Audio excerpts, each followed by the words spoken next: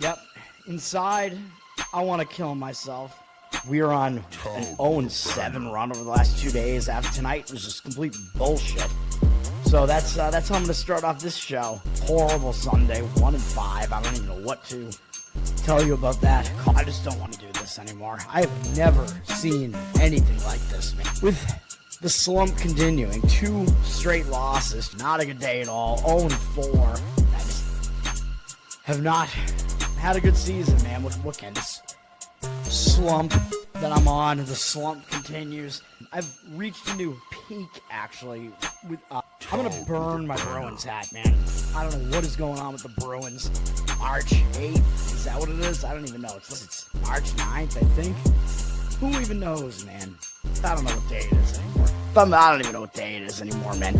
Back with you after the worst day that I could possibly have. Back with you, as I always am. Until I die, at least.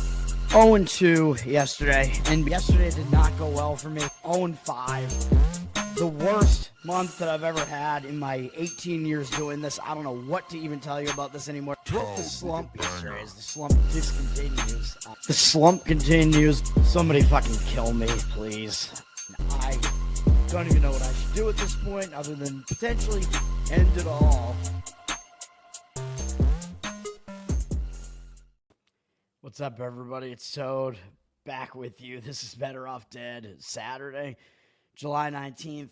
We were 1-2 on the show yesterday, and I think it was kind of bullshit, man, to be honest. I'm just repeating everything from the intro, but, I mean, we had the one under in Cincinnati, and the Mets looks like it was terrible. I mean, the score wound up being 8-4, but if you look at what happened in that game, I think there were only 15 total hits in that game, which, I mean, it's still a lot, but when you get 15 hits in a game, you usually don't see that result in 12 runs coming across the board, or coming across the plate, I should say. So I think that was, I mean, it was still a loss, yeah, but, I mean, I think it was worse. It was not as bad as it looked, I should say. I don't know what else to say about that, but both starting pitchers didn't really even do that bad in that game, I don't think. And it was just, yeah, there were just some bad things going on in that game.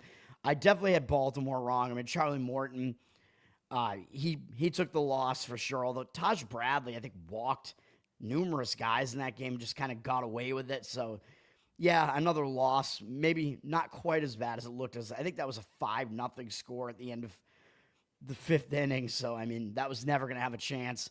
And then we did win on the under with Houston, Seattle late at night. That was a 1-0 game into the 7th inning. Both starting pitchers did really well in the game, and then Houston's bullpen kind of imploded, and the game wound up being a 6-1 Seattle win, which is not really what I expected, but it still went under the 7.5.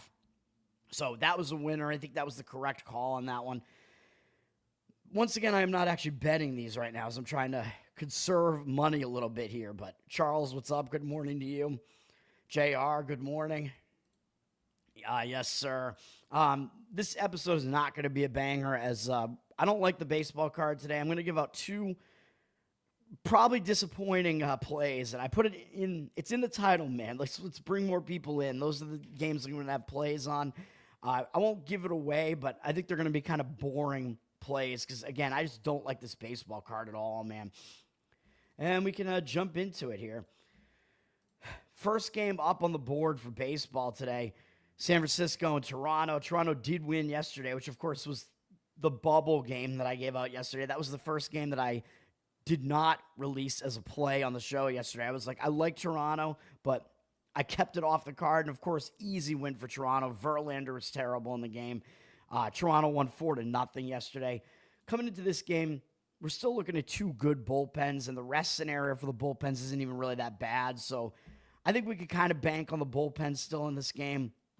Looking at the starting pitching, Logan Webb is pitching for San Francisco here, and he is, of course, their ace. 2.94 ERA, 1.17 whip. He's great, although he is a little bit worse on the road. 3.69 road ERA. He did pitch in the All-Star game, so that is something to keep in mind. I think he's going to be the first starting pitcher up who pitched in the All-Star game. He only went 1 inning. He threw 11 pitches, and that was whatever that was, 4 days ago. So he should be basically on schedule, so I think that's fine. But he also had a bad start against the Dodgers. Even though they won that game, he gave up 6 runs against the Dodgers coming into the All-Star break. So maybe a little bit of hesitation as far as what Webb's recent schedule was, basically coming off 2 kind of big games, although I don't think that was his first All-Star appearance or anything like that, so it wasn't something where I think he was going to get like so hyped up that it was really going to like affect him emotionally or whatever. He is still definitely a good pitcher, still probably looking to bounce back from that Dodgers start, but he is worse on the road, and his numbers are actually not good against Toronto. In 28 career at-bats, he's allowed a 357 average, 929 OPS to them.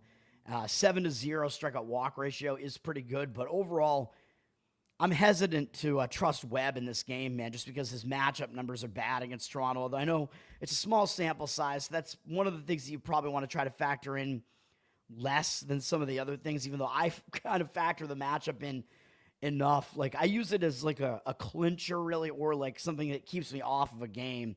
Patrick, what's up? Thanks for hanging out. Good morning. Eric Lauer is going to be pitching for Toronto here, and he is having a pretty good season, man. He's flying under the radar. He's been good for Toronto. 2.78 ERA, 1.04 whip. Good at home, 2.45 ERA at home. Coming off an outing where he did not make it 5 innings against the White Sox. That was a game, I gave out the under in that game on this show, and that was an easy under winner. I don't know why they limited his pitches in that game. I don't know if he got semi-hurt or what the deal was, because they limited him to 68 pitches. He was pitching well. 7 strikeouts against the White Sox in 4 innings. He probably could have gone further, but they took him out. His strikeout walk ratio has been pretty good, man, over the last couple of months. 25-7 in June. Toronto actually won 6 straight starts that he made before they lost that White Sox game, which wasn't exactly his fault. I mean, he got no run support there. 13-3 strikeout walk ratio this month. He's just been good overall. And he's been okay against San Francisco in a limited 22 at-bat sample size. 273 average allowed, 623 OPS. And Lauer, I mean, I think he's probably fairly trustworthy here, man. At San Francisco, their offense is the worst of these 2 offenses. They do have the better bullpen. So all that to keep in mind here. I mean, it does, even though Webb doesn't have good matchup numbers, it does still kind of look like an under type of game to me. Totals kind of sitting around 8. We do see 62% of the tickets on the under, 92% of the cash on the over, though. So the market does seem to be going against the under there, and it does seem to be an even stronger market read, though, actually, on Toronto. And I will just say I did see some market indicators on Action Network on the under in this game, but maybe the stronger way to look at this is the Toronto side. As San Francisco, with Logan Webb on the mound, man, I mean, they're a road favorite here, and probably because of Webb's matchup numbers, they probably should not be a road favorite here, and they're already down from -125 to -110. We see 52% of tickets, 80% of the cash coming in at Toronto. Even though a lot of times you want to look to the team that lost the first game of the series to bounce back. In this case, I would say I lean to the under, and I lean to Toronto in this game, just based on everything that I just pointed out. Not a play for me, though. Reds at the Mets. I mean, don't really want to talk any further about what happened in the game yesterday, although I think we saw some bullpen usage, but I forget if either of the teams used any of their like better relievers. Actually, no, I was thinking of a different game, I think. I was thinking of the Brewers-Dodgers. We didn't see a lot of bullpen usage in this game yesterday, so the bullpens are actually decently intact here. We have some mediocre bullpens in this game. Decent offenses. Nick Martinez is pitching for Cincinnati. He's not that good. 4.78 ERA, 1.21 whip. Home road splits are pretty insignificant. This month, I should say, he has a 7-4 strikeout walk ratio and an 8.47 ERA, which is really bad, although it is being skewed by a 10-run outing, but it was against Miami, and Miami is a terrible offense, so I think that you do have to take that into account. And he's just not pitching well right now, man. He's not racking up a lot of strikeouts. Had that really bad outing against Miami, which is pretty damning. And his numbers are not good against the Mets. 29 career bats, 310 average, 1,010 OPS. That's not very good either. So I don't think we could trust Nick Martinez here. He's going up against Clay Holmes, 3.31 ERA for him, 1.26 whip. He's been a little bit better at home, 3.16 ERA at home. He doesn't have a good strikeout walk ratio this month either, 8-6 with a 5.28 ERA. So actually, both of these starting pitchers have been a little bit questionable recently, man. So I don't know if we want to trust either one of these pitchers. Clay Holmes, even though his numbers on the season are good, he's not really a guy that I trust that much. He does have good numbers against the Reds, though, in 22 at-bats, 227 average, 500 OPS, 7-0 strikeout walk ratio. So overall, I think you do still have to be looking to the Mets side here in this one. I mean, they are the better team. They have the better offense. I think they do have the better starter here. You're laying a price for it. They're up from -160 to -174, 86% of tickets, 95% of the cash on the Mets. I would probably say, I mean, you could look to Mets run line in this game. I mean, there probably isn't another way that I would want to play that game. I just think the Mets do have the advantage in that game. Kansas City at Miami. Miami got another win yesterday, man, 8-7. Some crazy stuff. Stowers, is that how you pronounce his name? Hit a walk-off home run in the 10th inning yesterday. His second home run of the game, I believe. Miami continuing to pitch well. Shockingly high-scoring game yesterday, actually, to be honest. Miami, Kansas City, not known for their offensive prowess. Zach, yeah, I know the Royals definitely struggling here. Royals might struggle a little bit less in this game. I don't know, man, because I don't know if I like either of these pitchers, really. But looking at what happened yesterday, though, I mean, we're looking at a situation where the game went into extra innings. We saw a lot of bullpen usage. I like Kansas City's bullpen. By the way, Seth Lugo wound up being the starter for the Royals yesterday. So these teams that had undecided starters, I have to go into the box score and check and see, well, what did they do? They actually did use one of their normal starters, Seth Lugo. So he is going to, he's basically back into his spot in the rotation. But both bullpens saw a lot of usage yesterday. Generally, I like Kansas City's bullpen, but in this game, with all the bullpen usage yesterday, I'm not too keen on these bullpens here, and I'm not too keen on these starters either. Michael Walker for the Royals, he's the better of these two starters. 3.74 ERA, 1.27 whip. He's been okay on the season, but he has been significantly worse on the road with a 4.89 road ERA, and that's where he is here. His last few starts have not been good. A 9-7 strikeout walk ratio in the two starts this month. Going back to the start before that, it gets a little bit worse. 10-9 strikeout walk ratio over the last three starts. He is walking too many guys, man. He's done 5 innings or less in each of those three starts. Has a 5 ERA in the two starts this month. Walker is living up to his name and walking too many guys. I don't think he's trustworthy on the road, but he is facing a bad Miami team, and Miami is 0 for 8 off of him lifetime with 4 strikeouts. So take all that into account, I guess. I mean, maybe Walker will bounce back and have a decent start here against a weak Miami offense. I don't know if I really want to count on that, though. Cal Quantrill on the other side from Miami has not been good. 5.62 ERA, 1.44 whip. He's been a little bit better at home, 4.91 home ERA. He's not really pitching particularly well either. 7.27 ERA in his two starts this month, going 5 innings or less in every start, going all the way back to into April. He hasn't gone more than 5 innings in any starts. He's being pretty limited in his starts. For the most part, he is giving up 3 or fewer earned runs in all of his short starts, though.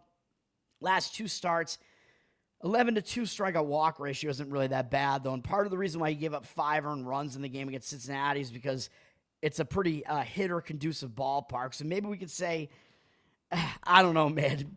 Maybe Quantrill's not exactly quite as bad as his numbers make him look, but he's not good.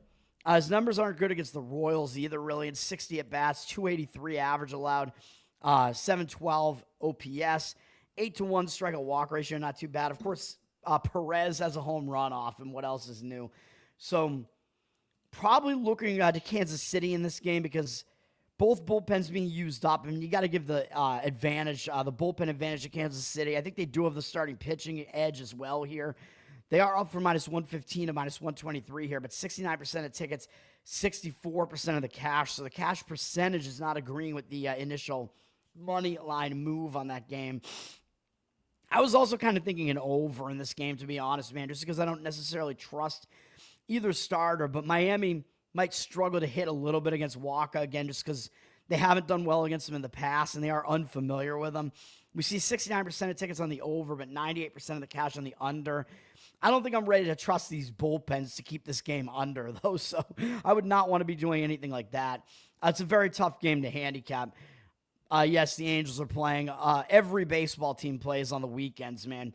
The days that some baseball teams get off are Monday and Thursday. Anaheim, speaking of the devil or the Angels, Anaheim is at Philadelphia. By the way, the Angels won yesterday, 6-5 at Philadelphia. I think the Philadelphia, kind of screwed themselves, man, by putting the Coldplay Kiss Cam up there, man. They were trying to catch cheating husbands yesterday, if you didn't see that. But they did not do that. And at the very end of the segment, this husband and wife, well, you saw this couple, they kissed, and then the wife had like a sign up that said, "This is my husband," or something, or maybe the husband had a sign that said, "This is my wife," I forget, one or the other, something like that. I think it was the husband actually had, that "This is my wife's" sign, and they were doing some stupid things with the Philly mascots and whatever, but Philly lost the game, man. They had a lead early in the game, they blew it, they lost the game. They actually... they got out hit in the game, too. They didn't play that well. Luzardo continued to struggle. We saw a lot of bullpen usage, man, so that's something we're looking at here. The Angels went with a bullpen game yesterday. They did not have a listed starter yesterday. These are two teams with pretty weak bullpens, and I think that's going to crop up in this game because we saw a lot of usage from those bullpens yesterday, so my first thought is kind of like, well, I think we're probably looking towards an over in this game here today. Yusei Kikuchi is pitching for the Angels here.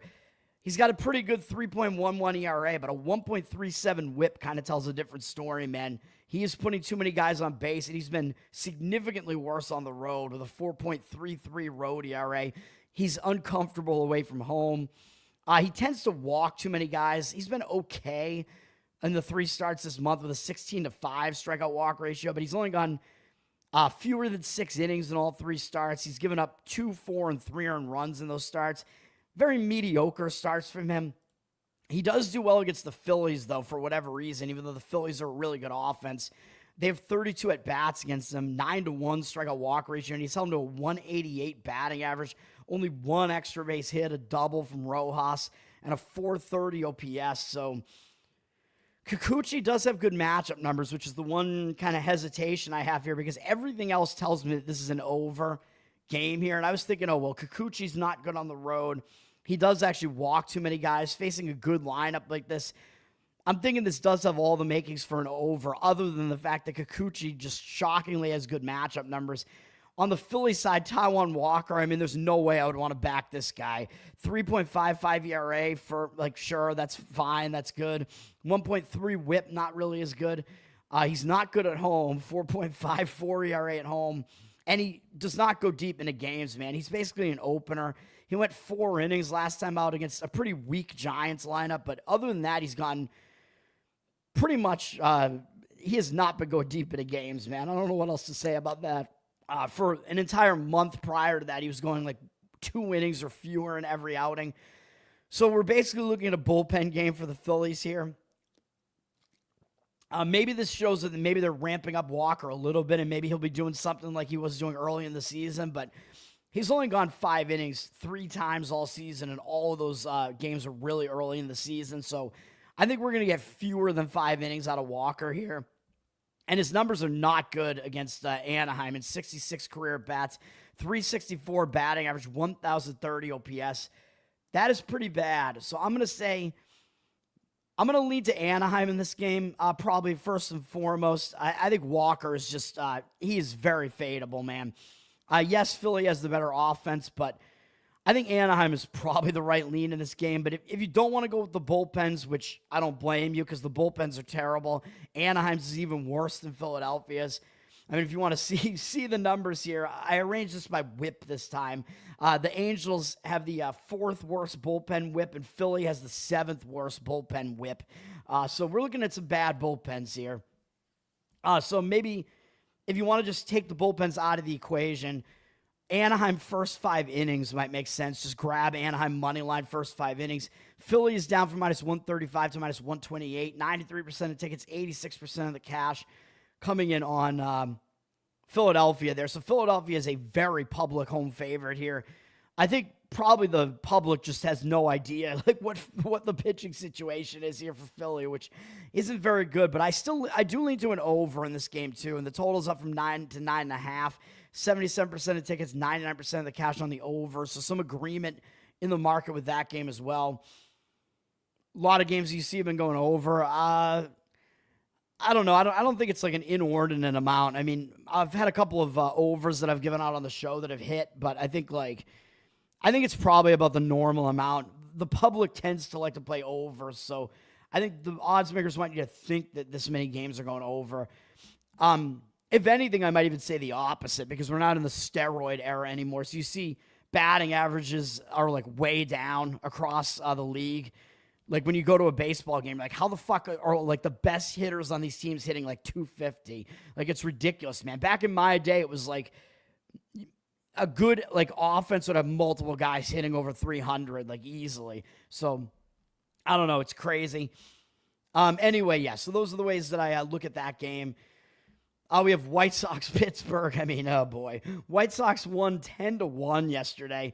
Didn't see a lot of bullpen usage in that game on either side, though. A little bit less from the White Sox. And the White Sox actually have kind of a good starter on the mound here today with Adrian Hauser. He's been pitching pretty well. 1.56 ERA, 1.13 whip.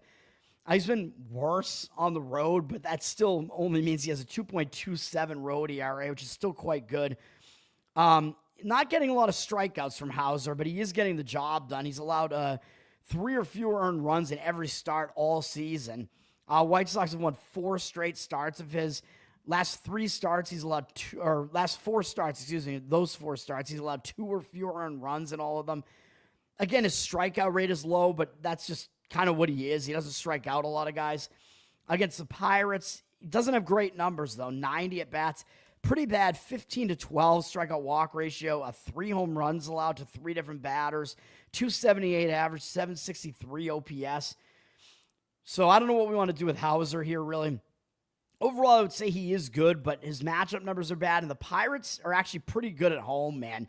Even though the Pirates have a really, really bad record, they have, I think, maybe the worst or second worst road record in all of baseball, maybe to just Colorado, but their home record is actually above 500. So the Pirates are actually a different team at home, but if you like the Pirates here, you're going to have to deal with the worst of the 2 starting pitchers. Mike Burrows, he's a rookie, so, I mean, there is definitely room for improvement for him, but he's not been pitching well. 4.83 ERA, 1.46 whip. He has been better at home, 4.18 ERA, but he's struggling recently, man. He didn't even make it out of the second inning last time out against a pretty bad Minnesota lineup. Gave up 5 hits, 6 earned runs, walked 3 guys, has 7-7 strikeout walk ratio this month. Obviously, numbers like that are not going to cut it. But, of course, the White Sox are a weak lineup, and they've never seen Burrows before. So a young pitcher that does have some talent does have a little bit of an advantage against hitters that haven't seen them before more often than not. So I'm kind of thinking under in this game, man. I mean, we do have weak lineups. The bullpens are bad, but like reasonably rested. We do see 68% of tickets, 94% of the cash on the under. So the money's coming in on the under, and it's coming in on Pittsburgh, which I don't really agree with that. But the White Sox, after winning 10-1 yesterday, I guess is why they have a heavy amount of public action on them. 67% of tickets, only 54% of the cash, though. And you know what I always say, if you see a public road underdog, the public is almost always going to be on a favorite, man. A road underdog having public action like that with reverse line movement against it, that is a strong indicator to me. So the market indicators are definitely on Pittsburgh here, up from -115 to -130. So the market read is saying Pittsburgh. But I do think Hauser is pretty good, though. He does have bad matchup numbers, though. I don't think you could trust Burrows either, though. So I'm just saying, yeah, I mean, I would still be looking to an under, though, just because I think both offenses are weak, and then it's kind of just like whichever one scores, 4 runs might wind up winning the game in that one. San Diego at Washington. Washington lost again yesterday, of course, 7-2. Dylan Cease actually had a decent game, although he threw too many pitches again. struck out 10 guys. We had a lot of bullpen usage in that game yesterday, especially for Washington. San Diego used a lot of their best relief men. Washington used a lot of their bullpen. Washington has a terrible bullpen. San Diego's bullpen is actually good, but a lot of bullpen usage yesterday, man. And I don't know if we could trust either starter in this game here, either with Yu Darvish trying to make his comeback at the age of 38 here. He was injured to start this season. I mean, he hasn't been out of baseball for that long or anything, but he was hurt to start this season. And hasn't been good so far this season. A 6.48 ERA and 1.68 whip, although it's only 2 starts, but he did not make it 5 innings in either start. He had a 7-6 strikeout walk ratio. He hasn't been good so far. He did face 2 good lineups, Arizona and Philadelphia, so maybe you give him a little bit of a pass for that. He is going to be facing a weaker lineup here in Washington. He has been decent against them in the past. 48 at-bats, 229 average allowed, 733 OPS, a little bit high because he has allowed 3 home runs to 3 different batters. He may do okay, though, because he is at least stepping down in class here. And Darvish generally has been still okay up through last year, so I expect him to start doing a little bit better as he works his way back. I don't think we can trust Mitchell Parker here. I mean, he's been bad all season pretty much. 5.12 ERA for Washington, 1.42 whip. He has been better at home, though, 4.02 ERA at home. He's coming off a couple of bad outings where he gave up 4 earned runs, but 9 runs and 10 hits against my Red Sox. Followed that up, giving up 7 runs to Milwaukee. Granted that both of those lineups are pretty good, yeah, but over the last 4 starts, he has an 8 to 9 strikeout walk ratio. So he's been really struggling with his command over the last 4 starts. That's not good. Walking too many guys. His numbers against San Diego are bad. And 45 at bats, 333 average, 864 OPS. But given that Darvish just isn't in good form yet or anything like that, I'm kind of thinking over in this game is the way to look in this game too, man. And then you get the advantage of having unrested bullpens that aren't that great. We've seen some movement on the over as far as the line flipping from 9 juice to the under to 9 juice to the over. If you do like that, of course, you want to get the 9. You want to get over 9 rather than 9.5, man, because 9 is a key number. You got to break the 4-4 tie. We see 90% of tickets, only 88% of the cash on the over, but I think the over may be the way to look in this game. The money looks like it's strongly agreeing with Washington, too, as we see San Diego very public, 82% of tickets, but only 53% of the cash, and the number's down from -138 to -135. I don't really see justification for that, to be honest, because I don't know how you could trust Mitchell Parker.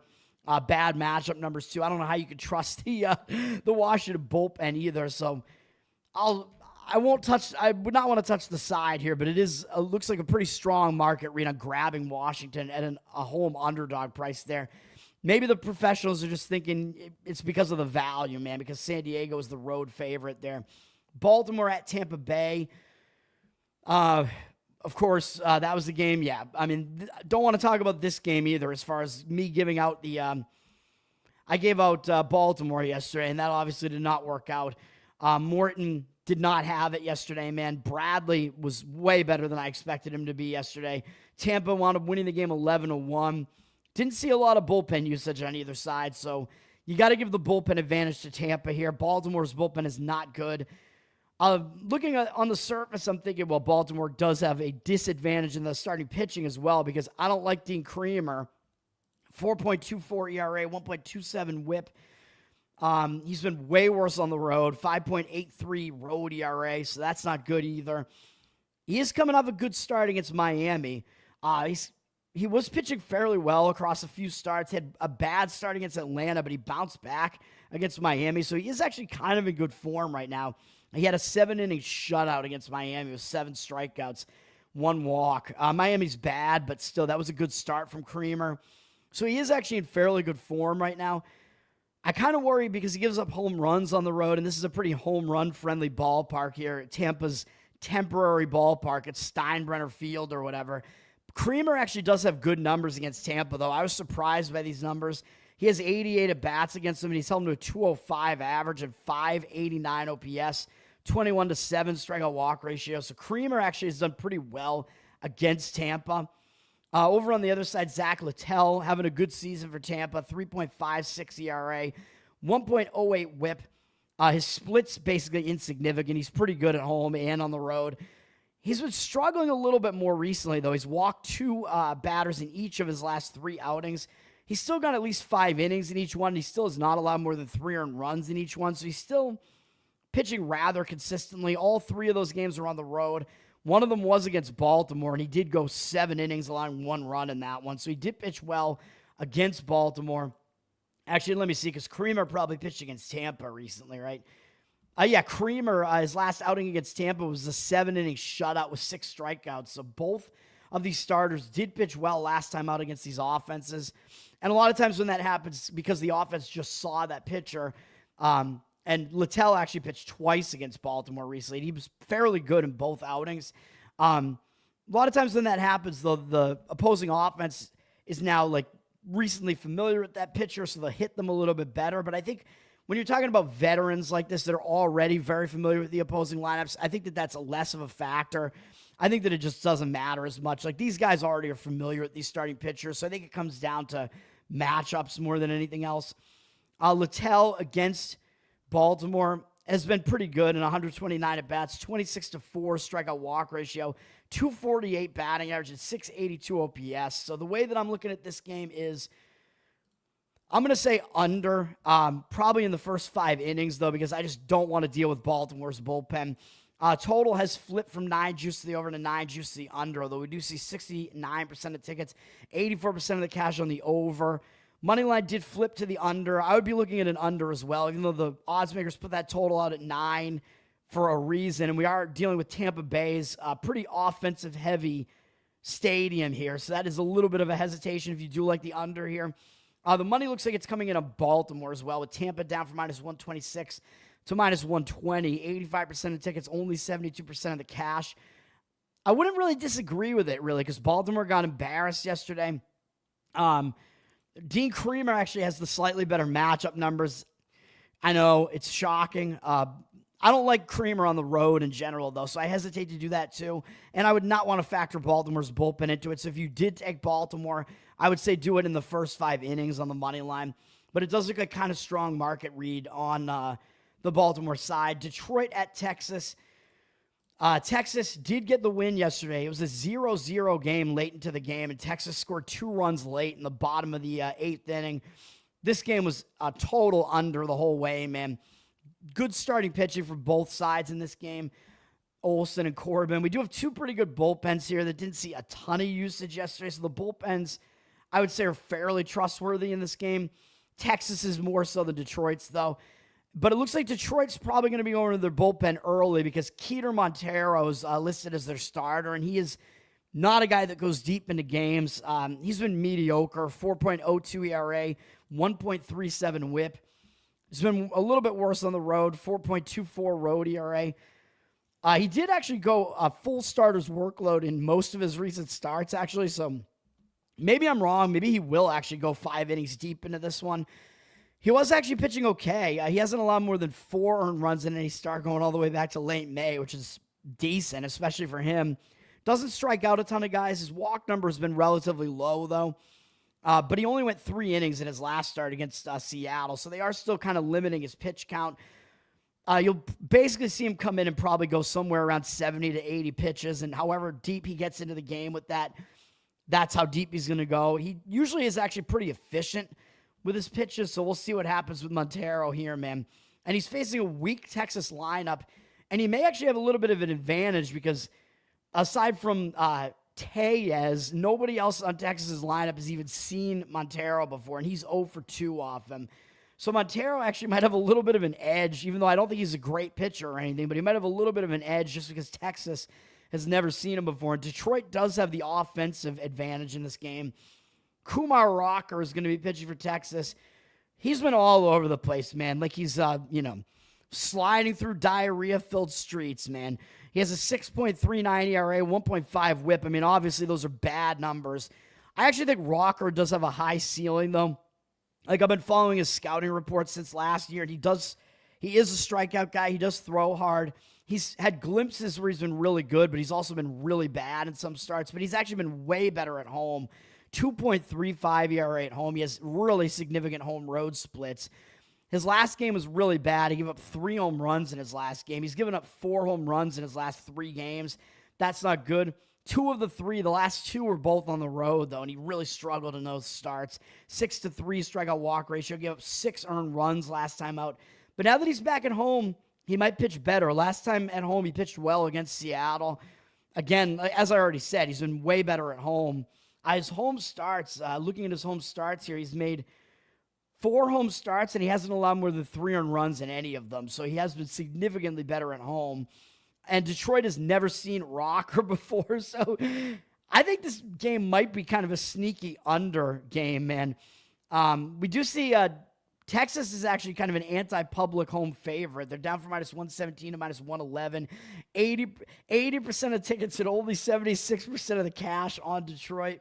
So we see Detroit being very public here. I mean, Detroit, we know they're a public team, man, because they had such a really, really great first half to the season. But Detroit is at least more vulnerable on the road, even though they are still above 500 on the road. Texas has been pretty decent at home. They're definitely better at home. So Texas does have that going for them. Detroit maybe at a little bit of a disadvantage just because I think Montero has the lower ceiling out of the 2 starters. I do think Texas's bullpen is better, and Detroit probably is going to be going to their bullpen earlier, would be my guess. We do see 84% of tickets, only 76% of cash on the under, though, and the total is flipped from 8.5 juice to the over to 8.5 juice to the under. I would go full game under on this probably. I think it's probably the preferred way, in my opinion, to actually look at this game. I think you could factor both bullpens in. They're both decent enough bullpens that didn't get a ton of usage yesterday, and hope the Montero gets you maybe 5 innings deep into this game so you don't have a ton of bullpen usage from Detroit. Probably the better way to look at that game, because even though Rocker is good at home, I do kind of still agree with the Texas side too. I just don't know if I would trust that. South Asian migrants. What I was referring to the fact that Kumar Rocker is Indian, man. I think he might be the only Indian Major League Baseball player. Yes. Although I actually like him, man. I mean, I know I like to make jokes, but I do actually like Kumar there. And his diarrhea might get a little bit worse, man, if he partners up with Harold and winds up going to White Castle. Probably the worst fast food burger, by the way, White Castle. I just don't understand the appeal. I guess it's an experience. You get to go, you get the sliders and whatever. We don't even have White Castle in Massachusetts, man. The closest one is probably in New York. So the only times I've had White Castle are in New York and Las Vegas. So yeah, but I tend to not go there because it's a shitty burger, man. Very shitty, actually. And I've had their microwavable ones too. Back in college, man, we used to go to the supermarket and we get some really shitty food from the frozen aisle, and they had frozen White Castle sliders, and my roommates and I would get some of those because we're cheap, man. We're college students, fuck yeah, let's get some White Castle sliders, microwave that shit. Oh man, they were not good. But they did still have the pickles and onions on them, I think, and some cheese. yeah, I know. But they're White Castle though, so I think the White Castle ones are still a little bit better than what were those really cheap prepackaged burgers? You remember what I mean? The ones that were single microwavable burgers. You remember what I'm talking about? Those things were ridiculous, man. The White Castle ones are actually at least better than those. But man, White Castle with those tiny sliders, man, you don't get enough beef on those things. It's me. I like my beef to bun ratio to be solid, man. I like a guy that has more beef than bun. You didn't see the beef to bun ratio is the dick to ass ratio, man. You want it to be more on the side of the dick. Oh my God, nobody's ever gonna watch my show again, man. They're coming for sports analysis. We've totally gone off the rails. Oh man, yeah. I can picture those burgers, and I can't remember the name of them. It was something really stupid too. It was probably big beef or something like that. All right, A's at Cleveland. Cleveland got the win yesterday in a very high-scoring game, 8-6. Slade Ciccone pitched pretty well in this game, and Cleveland had a big lead early in the game. J.P. Sears got bombed. I told you I preferred Ciccone. I think I said Cleveland first 5 innings. yesterday was the preferred approach yesterday, but Ciccone, they just left him in the game, and he was in the game in the 9th inning. They almost let him go a complete game, and he gave up 6 earned runs, but he went 8 1/3. So Cleveland pretty much saved their bullpen, although they did use Clase to finish the game off. I have no idea how his name is pronounced, that, to be honest. I think I still pronounce it Clays. That's the way that I pronounced it. Oh, my God. But Cleveland, I mean, they actually, even though Cleveland's bullpen isn't very good, it's still the better of the two. Yes, they use their closer, but I think Cleveland does still have a bullpen advantage. Looking at this game, though, Luis Severino is pitching for the A's. He has been bad this year, 5.16 ERA, 1.41 whip. But hold on a minute, because Severino is a completely different pitcher on the road. He's really bad in that Sacramento stadium where the A's play, and he's pretty good on the road with a 3.04 road ERA. So he's way better on the road. He's in bad form right now, but those are 2 home starts. He gave up 5 earned runs and then 1 earned run, but 5 runs overall against Toronto, 7 hits. Wasn't good in those 2 starts, so they did have 10 strikeouts, which was pretty good, but also 4 walks. He's been walking too many guys. The prior start to that, actually, he had a few bad starts prior to that, too. At the Yankees, at Detroit, and then at home against Houston. None of those starts are particularly good. Last 5 starts, he hasn't gone more than 5 innings in any of them. Last 3, he hasn't gone more than 4 2/3 in any of them. He's been allowing a lot of home runs. Last 5 starts, he's allowed 6 home runs across those starts. That's bad. Too many walks. I mean, he's just not in good form right now, man. So even though, yes, Severino's better on the road, not recently. I don't know if we could trust him. And Cleveland does hit him well, even though only 4 of their hitters have ever seen him before. They have 46 at-bats against him, and they have 5 home runs off him. If you want player props, man, here you go. Jose Ramirez, 6 for 19 with 3 home runs off of Severino. And Santana, 5 for 22 is not good, but 2 home runs is pretty good. Overall, Cleveland has a 304 average and 1,021 OPS against 1,021 OPS against the A's there, against Severino against Cleveland. Gigi, her face is already out there, man. I wasn't even the first one that posted a picture of her out there. Whatever, man. It wasn't a face dox. It's all public information. You could absolutely find her out there. Whatever, man. And I was actually complimenting her. I was saying that she was pretty, but by the way, she is a woke leftist, so whatever. Her life is not going to be ruined in any way by any of this, other than I think losing her husband is probably a good thing for her because he's a dick anyway. But I was not the first person that put her face out there. It took me 2 seconds to find that picture.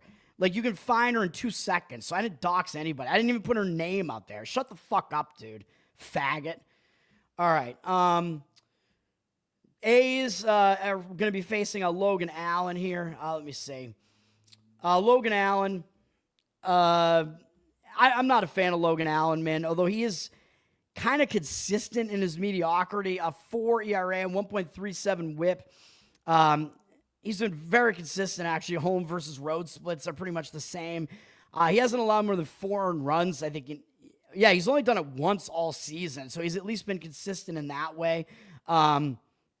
Over the last 2 starts, he's gone 12 innings and only allowed 3 earned runs, which is pretty good.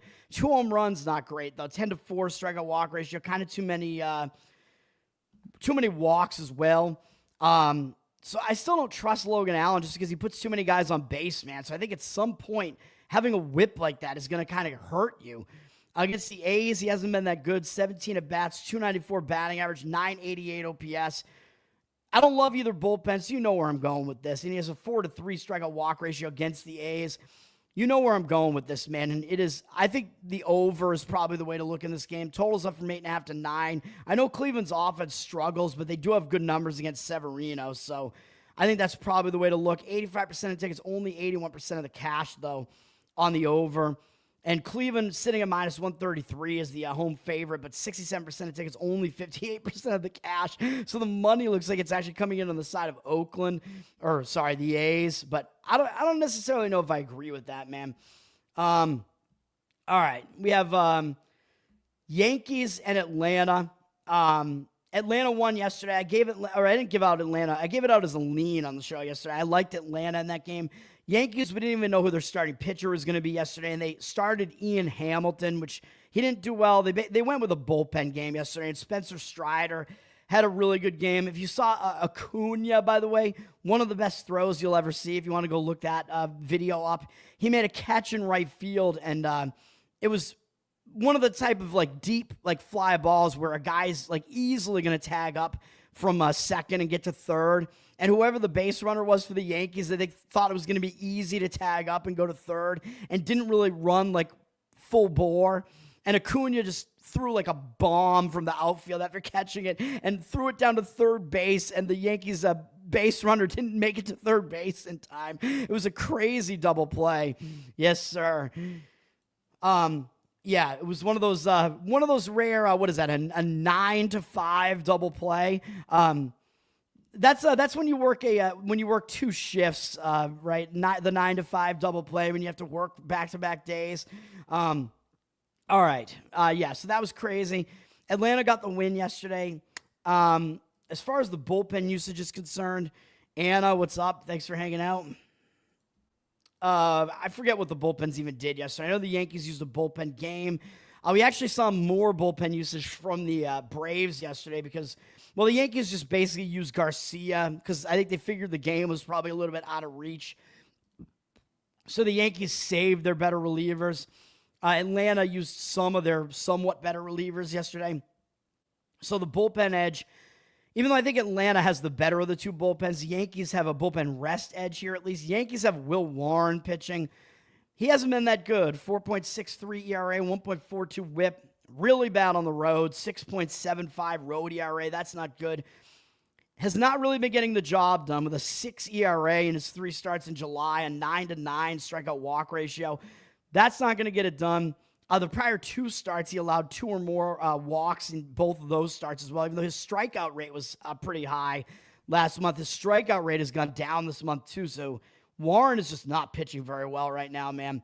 He's all over the place. The Braves have never seen him before, so maybe Warren, because he does have strikeout potential, maybe he has a little bit of an edge in that respect just because the Braves have never seen him before. And yes, the Yankees do have the better offense here. And the Braves, they're going with a bullpen game, man. Joey Wentz is listed as their starter. I don't see how this could possibly go well for them. 6.32 ERA, 1.7 whip. He has a 9 ERA at home this year, but that was with other teams. He was with Pittsburgh, then he was with Minnesota all this year. He's been all over the place, man. And then Atlanta has only used him once so far for 3 innings, and he actually no-hit St. Louis for 3 innings, had 6 strikeouts and a walk, so he was actually really good in his one outing with Atlanta, but, I mean, it's 1 appearance, so how can you really take that much away from that? I mean, are we going to say that, all of a sudden Atlanta, figured him out and they've fixed whatever was wrong with him? I'm not ready to say that, obviously. I'm not expecting him to do a whole lot here against the Yankees, but he does have good numbers against them. In 29 career at-bats, he's held him to a 172 average, 583 OPS, 9-4 strikeout walk ratio. But what we're going to see here is probably Wentz is only going to get you a few innings into the game. So I actually think the Yankees do have an edge here, even though Will Warren is pretty bad on the road. Line is flipped from plus 100 to minus 117 on the Yankees. 69% of tickets, only 65% of the cash. So Yankees they're obviously always public, man, and you're almost never going to get value playing on the Yankees, so I still probably would not want to do it, but that is one of the cheaper prices that you'll see on the Yankees. But then again, it almost looks too easy to play the Yankees, which is one of the things I said yesterday. It looked too easy to play them yesterday, but I just don't see how you could trust Wentz here at all, man. Maybe the over is the best way to look at this game, man. Neither bullpen is really that great. I don't know if you could trust either pitching situation here at all, really. Totals flip from 9.5 juice to the under to juice to the over. 67% of tickets, 80% of the cash on the over. Probably the over is actually the way you want to look there. I'm going to skip Boston, Chicago, because I'm going to give out a play on that one. St. Louis at Arizona. Arizona got the win yesterday, 7-3. Brandon Pfaadt actually pitched really well yesterday for Arizona. Palante was bad. Neither bullpen saw a lot of usage, although Arizona has a bad bullpen. St. Louis's bullpen is a little bit better than that, so I think St. Louis, in some ways, does have a pitching edge here. I think Sonny Gray generally is the better pitcher over Ryan Nelson, but I think when you are looking at Sonny Gray on the road, though, I think it might be a little bit of a different story. He is very good overall. He's the best pitcher the Cardinals have.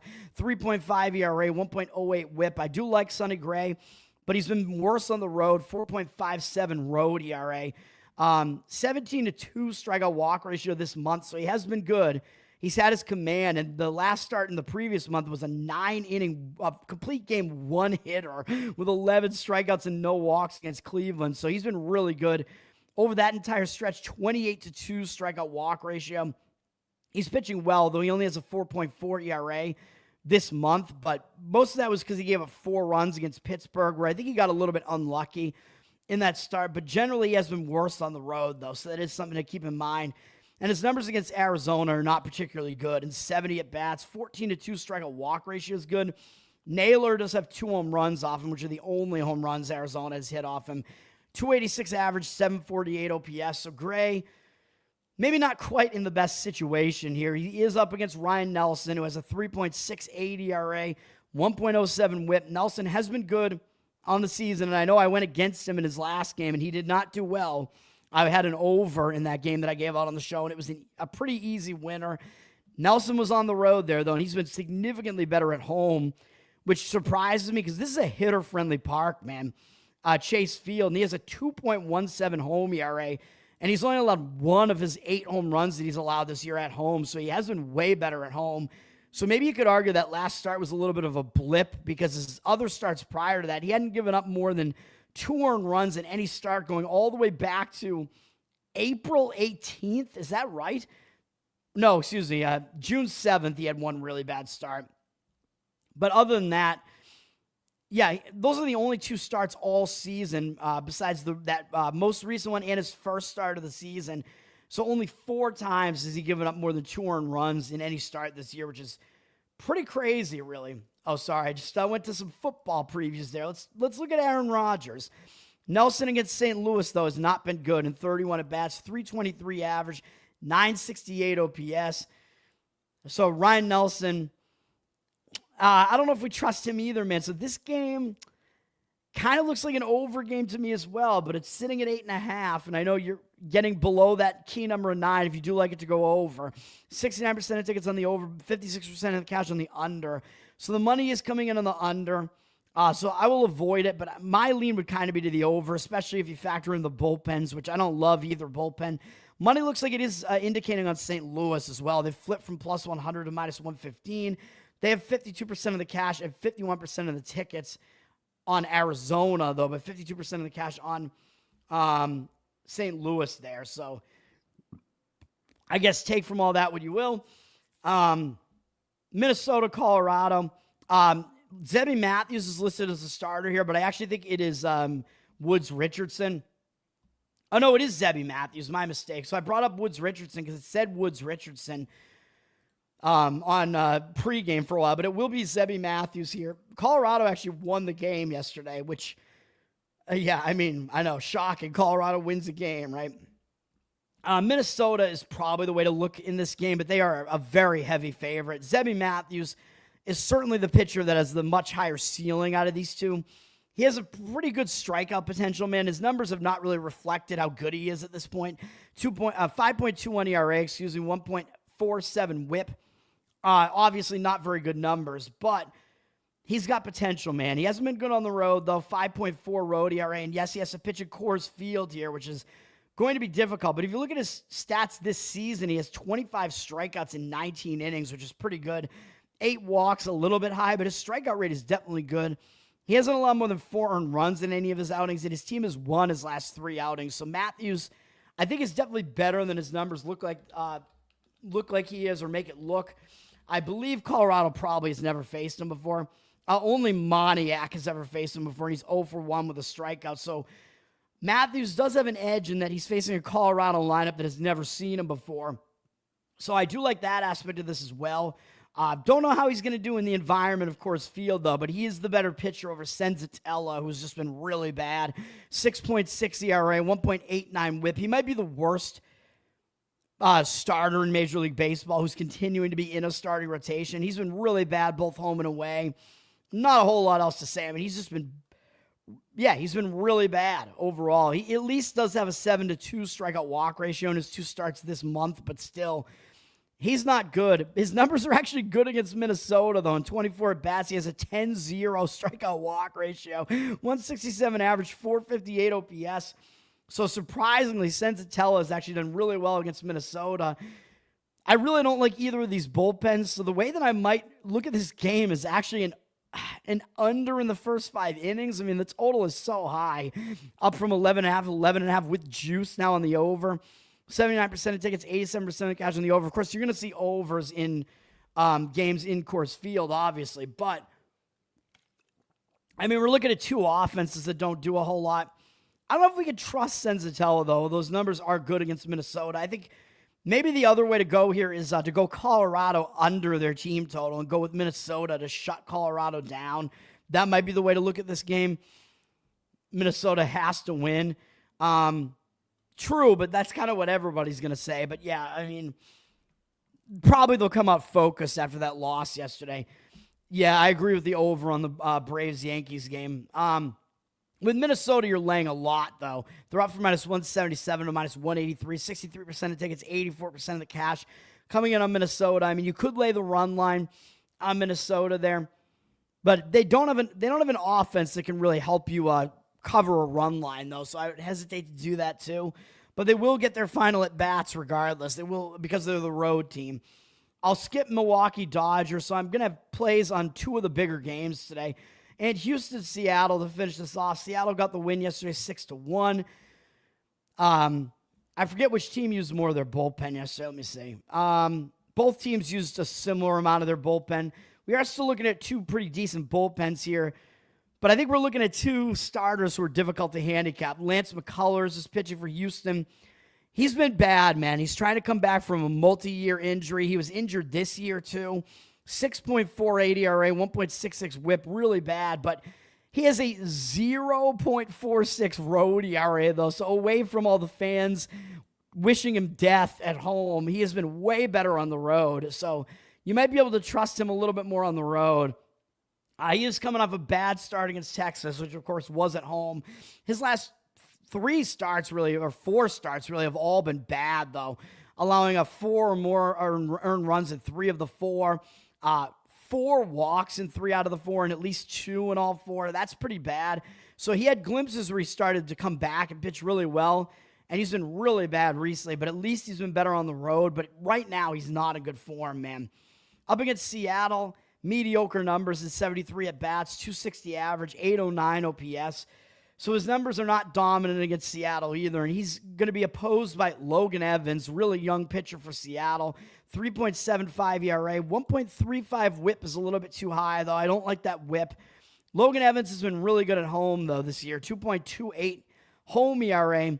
He's coming off a bad start, but it was at the Yankees, so his 2 of his last 3 starts have been bad, but they were pretty difficult starts at Arizona and at the Yankees. So maybe you give him a pass for that. I mean, he just didn't do well in hitter-friendly ballparks against really good offenses. So maybe he does bounce back here against an offense that is less proficient than those 2 offenses. Logan Evans against Houston. Houston's never seen him before, so Evans does have the capability to pitch fairly well, and he might have a little bit of an edge over Houston because they have never seen him before. So maybe you want to look slightly to Seattle in this game. What are we looking at for price, though? But Seattle is just too public right now, man. I said that yesterday because they've been on a win streak. They're off from -118 to -125. And, of course, because they have Cal Raleigh, so everybody likes Seattle. 53% of tickets, 60% of cash coming in on Houston. So the cash percentage is on Houston a little bit here. But then again, I think the series matters a little bit more to Seattle because Seattle is behind Houston in the standings. This is a big divisional matchup, so both teams are going to see this as a big game. So take from all that what you will, man. I forgot to show the thing, but this has been the rundown, man. That was the rundown. Hope you guys enjoyed the me running down all the baseball plays, man. And now it's time for the best bets, man. And you know I'm giving out 2. You know which games they're going to be on. And I said they're going to be boring, so you probably know what they're going to be. The first one up is going to be a first 5-inning under in Red Sox Cubs. And I know the one thing that we're dealing with here is we are going to be fading the fact that the wind is blowing out in Wrigley Field here. I know you tend to get higher totals in games like this for a reason at Wrigley. When the wind is blowing out, the wind has a big effect at Wrigley because they're close to Lake Michigan. But it's not the strongest wind. I looked a little bit earlier. It was 9-mile-an-hour winds blowing out. So, yes, it will help the ball carry, but I'm still going under here, and the money is agreeing with me. I don't want to go full game because the Cubs used a lot of their bullpen yesterday. Both bullpens have been decent recently, but I just don't want to deal with an overworked Cubs bullpen. Red Sox bullpen is in decent shape, but I'm just going to focus on the starting pitching matchup. And I know Brian Bayo, I'm actually going to play an under with this guy. Oh, boy. 70% of tickets on the over, but 57% of cash on the under. So it looks like a fairly strong market read on the under, even though the total moved up a little bit to 9, which I think was probably because of the weather factoring in. So we're getting a huge total here of 5 in the first 5 innings, which I know it almost looks too good to be true, which is not really usually a good sign. When it looks too high, you usually want to go over, but I just don't see another way to do this, man. I see like decent prices on this to go under the 5 as well. Looking at the starting pitching, I know Brian Bayo, I've been making fun of this guy for years now, man, but I might have to start becoming a Brian Bayo believer. The BBB, the big beautiful Bayo, 3.14 ERA. Oh boy, 6 would be terrible. 3.14 ERA, 1.28 WHIP is still a little bit high, but it's not that bad at this point. He's been pitching a lot better recently. He's been pretty good both home and away. It doesn't even really matter. Last month he had a 2.87 ERA across 5 starts last month with a pretty decent 23-10 strikeout walk ratio. And it's only gotten better from there in 3 starts this month. The Red Sox have won all 3 starts. He has a 2.21 ERA this month, 18-2 strikeout walk ratio. And I think that Bayo is in a better mindset here, man. If you watch the Clubhouse Red Sox documentary, he had a pretty bad season last year, and he's been bad. I mean, he's been wild. I think there was a lot of pressure on him because everybody was saying, oh, he's the next Pedro Martinez. He's not. He's not Pedro Martinez. He's a different style of pitcher. But I think the pressure was on him. And last year, if you remember in the Clubhouse documentary, he had all this personal stuff going on that was a distraction because his wife and baby were still in the Dominican Republic and couldn't get to the U.S. So I mentioned this on the show before. I was basically like, I want to deport most people, but I will allow Bayo's family to come into this country, man, so that we can help out the Red Sox, man, help out Bayo. But his wife and child are actually in the United States now, so he's able to be with them. And I know I usually talk about return home spots being a distraction, but I think it's more of a distraction when you're having to deal with your family being far away, and that whole thing is just weighing on you. So I think the fact that they're with him now, I think is actually helping him become a better pitcher at this point. So I might start becoming a believer, man. And he has good numbers against the Cubs in 35 career bats, a 200 batting average, 443 OPS. So this is looking like a decent matchup for him as well, even though I know the Cubs have a good offense. We're looking at 2 pretty good offenses here, but the offenses came out kind of cold yesterday, and I think it might be the same here. And we're looking at Shota Imanaga for the Cubs, and I mean, come on, man. We know how good he is. 2.65 ERA, 0.93 WHIP. Yes, he's been worse in Wrigley this year, 4.61 ERA.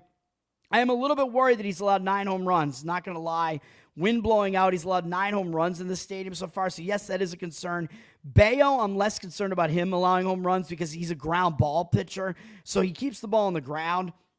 But Imanaga, I think this is just a small sample size, man, and maybe a little bit of a fluke because if you look at what he did last year, he was very balanced both home and away, and he was actually slightly better at home. So, I'm not as worried about that. And looking at his numbers against the Red Sox, they only have 10 at-bats against him, and they're 1 for 10. Wong is the only hit off him.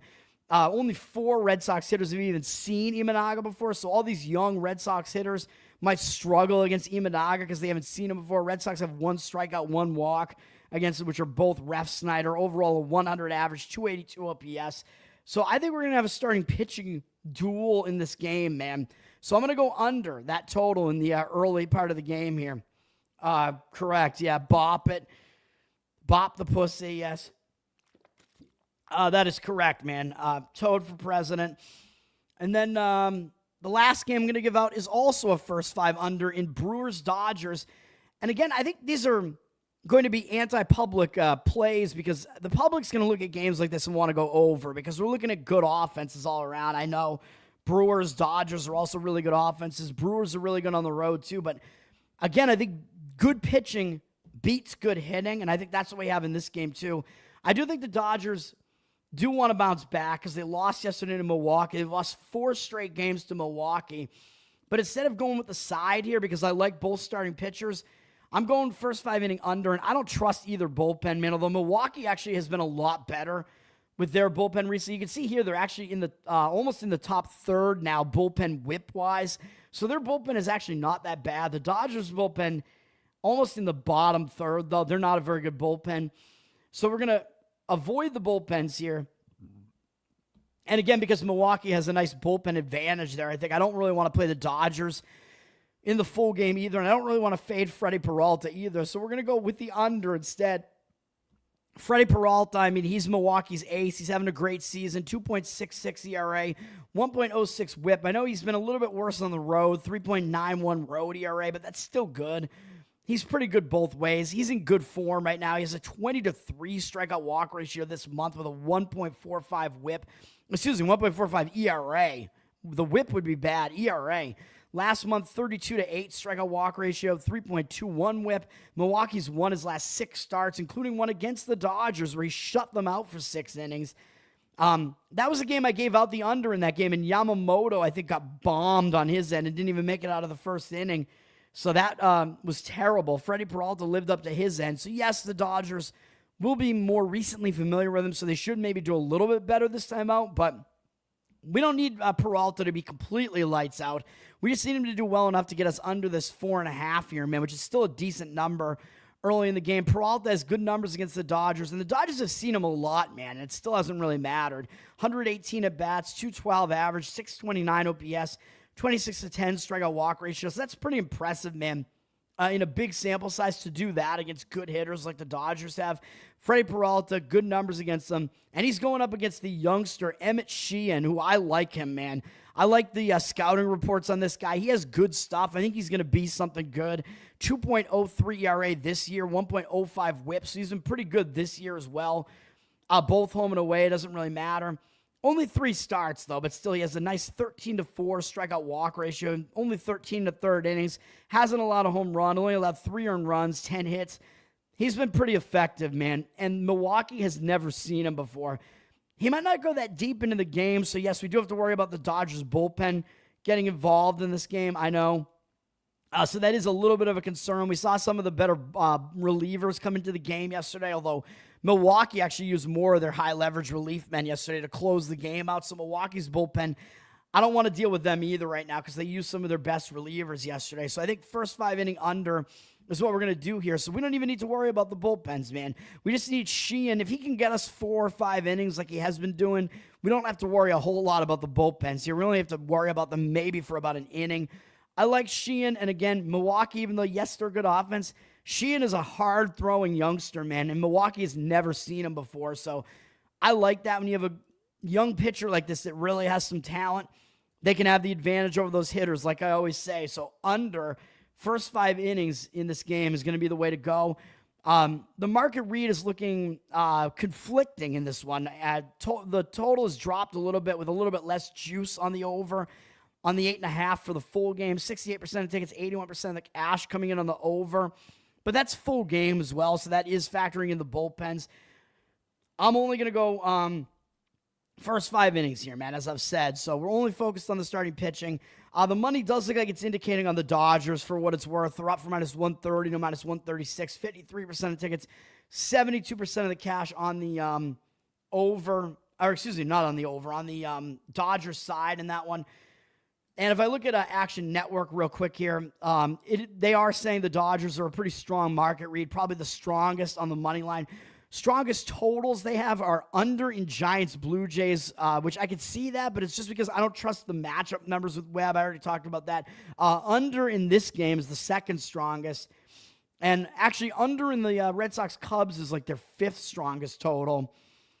So looking at Action Network, I mean, it's a little bit of an indicator there. I mean, that's why I shouldn't give out that information because you're supposed to have to pay money for some of that information. So I should stop doing that. But Action Network, it's worth it, at least for me. Those are the two plays today, man. Hopefully it's not that boring. Learn to Toad on Twitter. Better Off Dead and or Off Dead Bettor. We're here on YouTube. We're on the audio platforms. We're on Instagram. I put out the Instagram videos. And Covered in Uke is my Uke channel on YouTube, where I put out all my Uke covers there now that I'm putting out on Twitter. I got to get an audio feed up for the Patrons because they do have a Patreon, patreon.com/learntotode, and there will be Uke content there eventually. And I may be doing some Patreon-only streams as well. We will see. And we'll see if there's any betting content I might want to put out there, too. I'm not really sure what I want to do with that. But, yeah. Oh, thank you, sir. Charles, you might be a little bit biased, though, man. You're one of the regular listeners and a big fan. So thank you, sir. That's going to do it. Let's have a good Saturday. Have fun this weekend, everybody, and peace.